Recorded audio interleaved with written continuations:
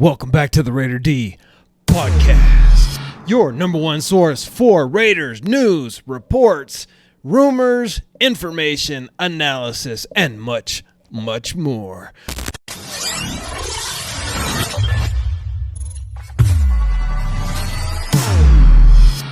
Let's get right into it today.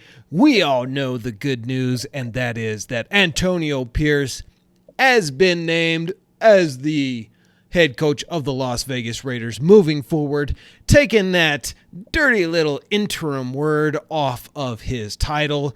He is now just Coach Pierce. And as Las Vegas Raiders fans, we are all ecstatic, except for the one or two trolls who like to throw out racist tropes out there about Antonio Pierce being black. And if that is you, please stop pretending to be a Raiders fan, because we do not care if the coach is black, white, brown, yellow, green, purple, or whatever he is. We only care that he knows how to do one thing. Just win, baby.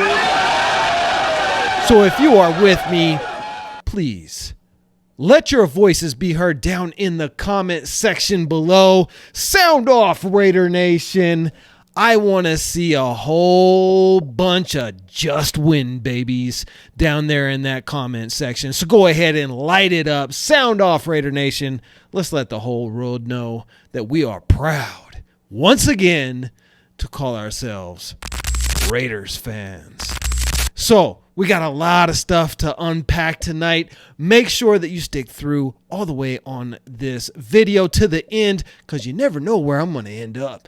And make sure that if you are not subscribed, guys, you got to subscribe to the channel so that we can grow this monstrosity of a podcast and start getting Raiders, players, alumni, important thinkers, analysts onto our podcast, because that is the dream of the Raider D podcast.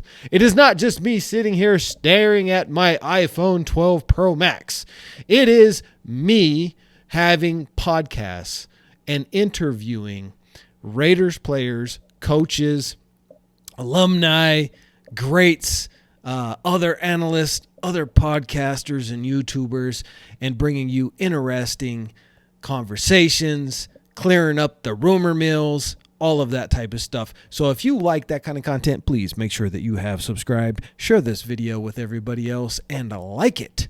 And also, don't forget to comment. You guys got to hit that comment section. You got to hit it up real nasty, because when you hit those comments up, it really helps the algorithm to push these videos out so that more Raider Nation will see it. And also, all of our rival fans out there who like, donkeys and, the Kansas City Weasels and the Los Angeles non-Chargers EVers, let them just sit there and sulk in our Raider greatness. It is so good to be a Raider today. I don't know if you guys can see it, but I am absolutely elated. And we're going to get into this. We're going to break a few things down. But number one, the biggest reason why I'm so elated, and as Raiders fans, you too should also be elated right now, is because the controversy of who's going to be the head coach is done. It's over, which means that the Raiders now, under Coach Pierce, get to start in earnest that very precious little time that we have in the offseason to make our team better. And that's what we need to be doing. That's what Coach Pierce needs to be focusing on right now, and that is not his contract as a head coach or any of that. That's done. That's behind us now, and now we get to look forward and see what is Pierce going to bring. So here's a couple of things that I really want to unpack. Throughout this past, week and a half right now, we've really heard, and I've heard this and seen this in the comments of people questioning Antonio Pierce, saying that he's only getting the job because he knows how to scream Raiders, or he's only getting the job because he's black and we got to have, woke Raider society, all this nonsense. First of all, stop with that. If that's you, please stop, man, because it's embarrassing. You're just embarrassing yourself.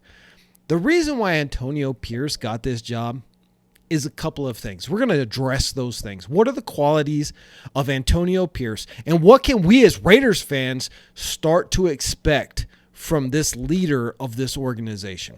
The first thing that I want to touch on, the people that say that he doesn't understand X's and O's, he wasn't a coordinator in the NFL, blah, blah, blah, blah. First of all, he was a defensive coordinator at Arizona State.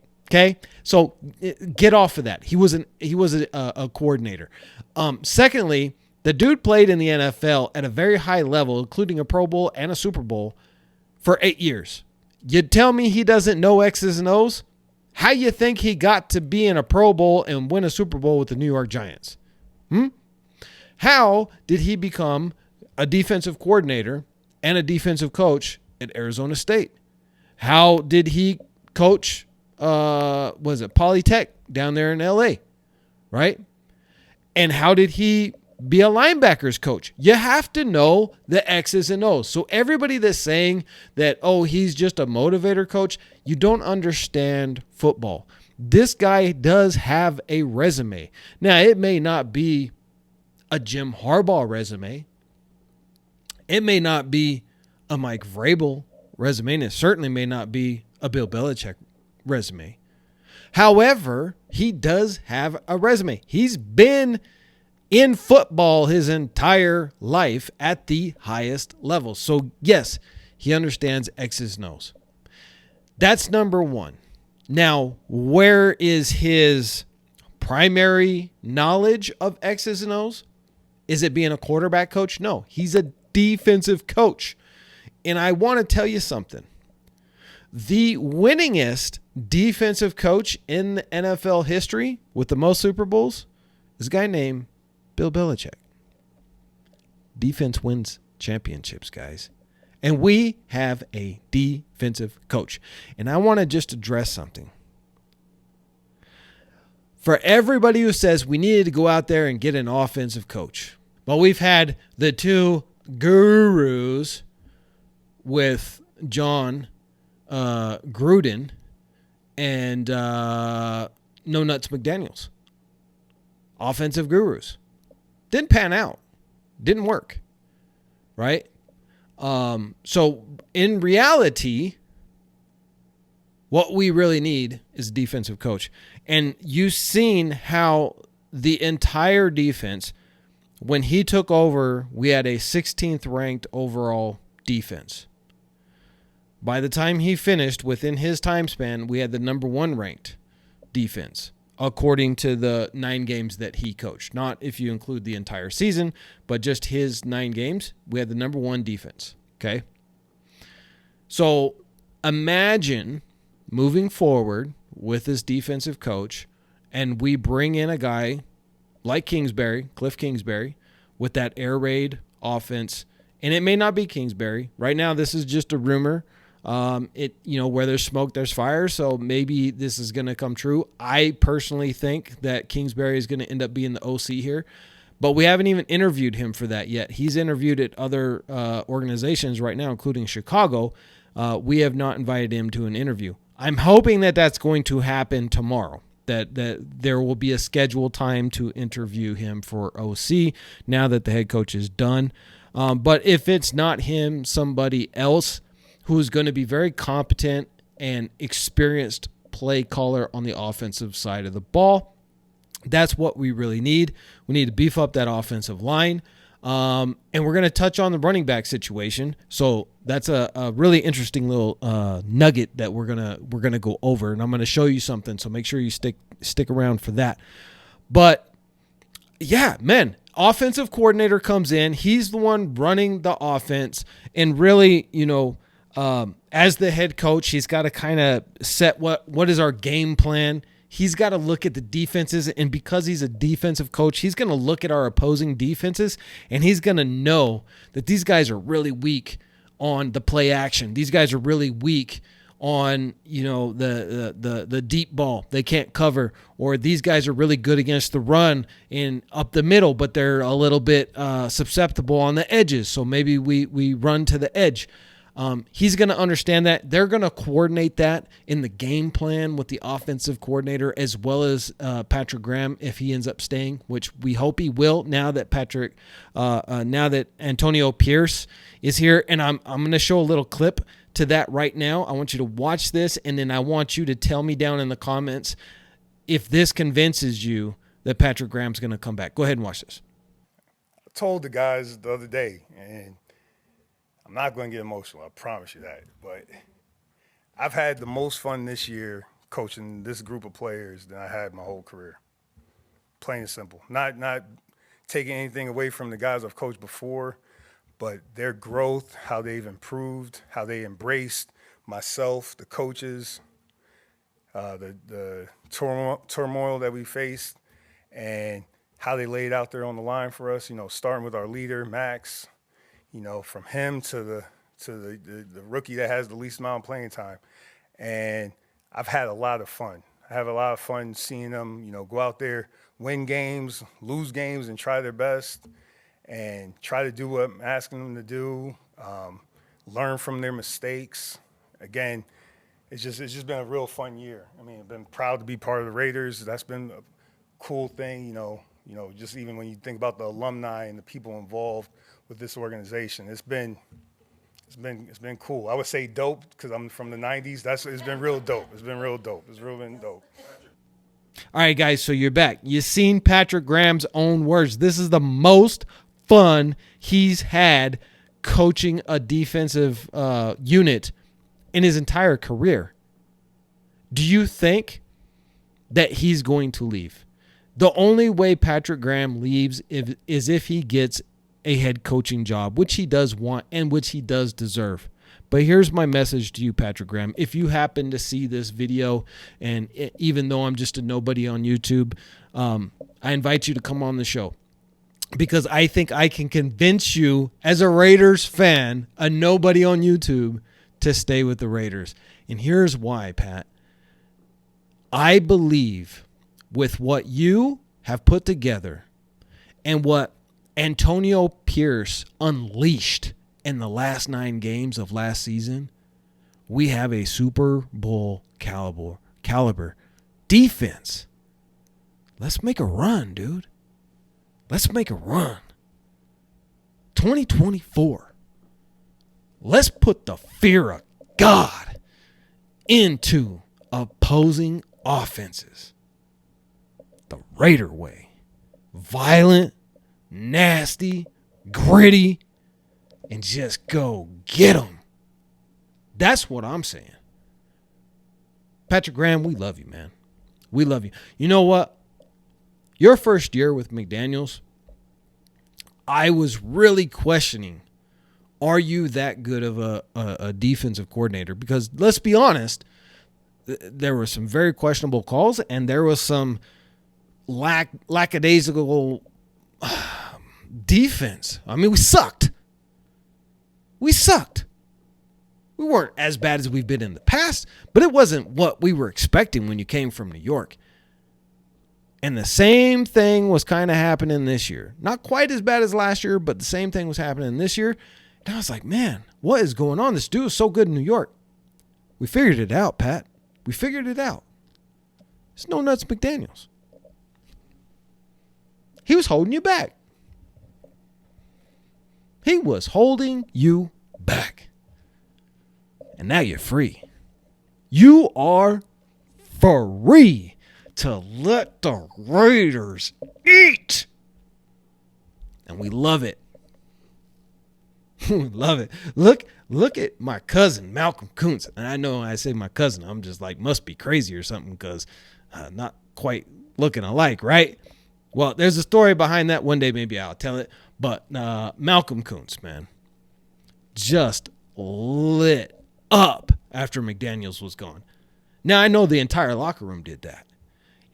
And so let's circle back now that I really believe that Antonio Pierce set Patrick Graham free to coach and call plays the way he wanted to, the way he did in New York.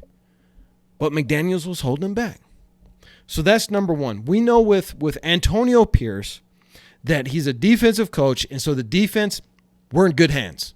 We are in great hands. We can expect a dynasty of the Black Curtain. I'm calling it right now. I'm coining it. Raiders defense 2024, greatest defense the Raiders have ever had. The Black Curtain. The curtain is coming down, and the curtain is black. Whew. Oh, yeah. I'm excited. I am excited because I love a nasty defense. I love it. It's so much fun to watch. Gets everybody fired up, right? So, guys, that's number one. Defense, we're golden. What Antonio Pierce? Number two, I'm going to talk about Antonio Pierce. The second thing that he really brings to the table is the fact that he has proven that he understands talent. He's able to get the best out of players and put them in the right position and really just let them go and be who they're going to be, but guide them and direct them in the right direction. So I trust Antonio Pierce in the fact that he knew Jimmy Garoppolo wasn't going to get it done. If he was going to have any shot at becoming the permanent head coach, he had to win some games. And if we were going to lose, we had to be really, really close. He understood the talent of Jimmy Garoppolo. Whatever's going on with him, he's not the same as he was in San Francisco. I mean, he's never been superstar great, but he was a decent quarterback in San Francisco. He simply could not get it done. The one time that he's played since Pierce took over, which was just for one short little 3 downs and 3 and out or whatever it was during the Denver game, he's a bust. He's done. Antonio Pierce knew that the problem was Jimmy Garoppolo, and that even though Aiden O'Connell is limited in his mobility and he's a rookie and his pocket presence sometimes is crap, he knew that Aiden O'Connell can make the deep ball passes and he can make the defensive pay if they creep up to stop the run. Antonio Pierce is a great evaluator of talent. And here's the other thing. People actually want to come to the Raiders now. Jaden Daniels, the Heisman Trophy winner, future superstar in the NFL, he's not even getting the credit that he deserves. He should be the number one quarterback taken. Not Drake May, and definitely not Caleb Williams. Those two are going to be good, no doubt. I think Caleb Williams is going to be better than Drake May. But Jaden Daniels, this kid, have you watched him play? He's amazing. He has a personal connection to Antonio Pierce during this short stint at Arizona State, as well as Pierce's stint there at Arizona State. He was at our last home game, and in the locker room, he wants to be a Raider. So people want to come. Look at what Caleb Williams said. He said, if Chicago drafts me, I'm going back to school. You don't want to go there. It's a bad situation. When you got players that want to come and play for you, that means we get better people in the free agency. And when we draft people, they're going to want to come here and play instead of come here and let their career die. So that's another thing that Antonio Pierce brings to the table, which is he's a great evaluator of talent, and people want to play for him. They want to come and be a Raider now. The black hole, which the Raiders are famous for, used to be infamous. It used to have an element of respect to it. Over the past 20 years, we've been the laughingstock of the NFL. And the black hole is a place where you go for your career to die. I say no more. Not with Captain Antonio Pirate Pierce running this ship. Aye, aye, Captain. Set sail for those Virgin Islands. 'Cause we got plundering to do like a pirate. I'm excited. Those are the two things that I really think that Antonio Pierce is going to excel at with the Raiders. Making sure that we have that top 5 defense every year. And the evaluation of talent and the ability to get the best out of them. Nobody even thought twice about picking up Jack Jones when Bill Belichick cut him. He was just out there floating around. He thought he wasn't even going to be in the NFL anymore. Antonio Pierce went to Champ Kelly and said, "Get me that man. Bring him here right now." Turned out to be pretty good, in my opinion. 2 pick sixes, multiple pass breakups, monster tackles, and just an energy that gets the entire sideline pumped up. Yeah, he could be a little hot-headed kid, but Pierce is perfect for him because he listens to Pierce. So even in the KC game where he got into it with the wide receiver over there, Pierce came right out to the field, knew exactly what was happening. Old Jackie boy's getting a little hot-headed, getting into it with another hothead over on the KC side. Came, grabbed his dude, pulled him on the sideline, gave him a little pep talk, threw his butt right back out there, said, "Go show it on the field, son." That's a coach. That is something that McDaniels has wet dreams about, but can never be. Even old Chucky. Man, Chucky was such a disappointment. He's stuck in the past. And I was saying this before he even got fired. And this before I started doing YouTube, so I don't have video evidence of it. So you're just going to have to take my word for it. But I was telling my wife, well, Chucky's got to go. He's stuck in the past. He doesn't know how to coach in today's NFL. He thinks 2001, 2002 is still going to work in the 2020s. It don't work. Got to be innovative, man. Can't be stuck in your ways. And let's admit it, John Gruden is not the greatest evaluator of talent like we thought he was. He was pretty hit and miss. Hey, he did have some good picks.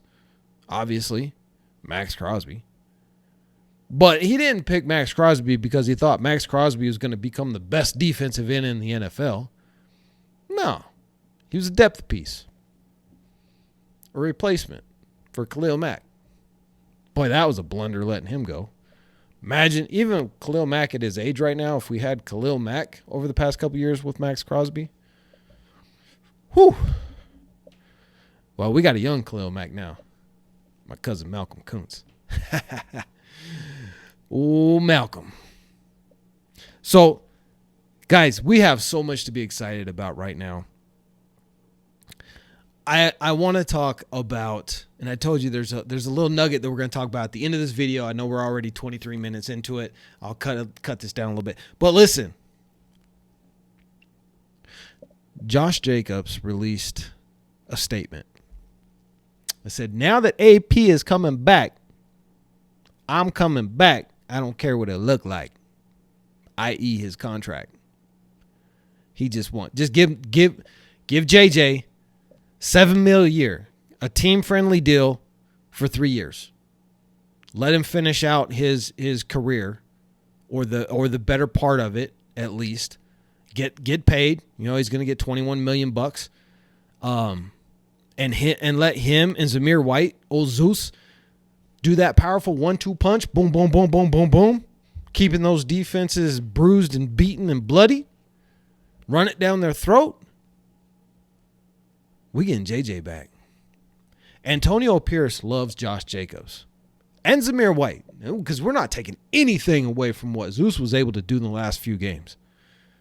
He surprised the heck out of me because, to be honest, I was about ready to write Zamir White off. But he still, in my opinion, Zamir White still lacks a little bit in his vision. I was watching, even though he had some really great games, could have had even more yards and bigger plays, but he makes weird decisions. Like instead of, I don't know, bouncing out to the sideline, I'm just going to run into these two defenders. I know you're a big bad boy, but please just stiff arm a guy and go to the sidelines and then run up the sidelines. Get another 10 or 15 yards, man. You ain't got to truck every single safety that tries to come down on you, man.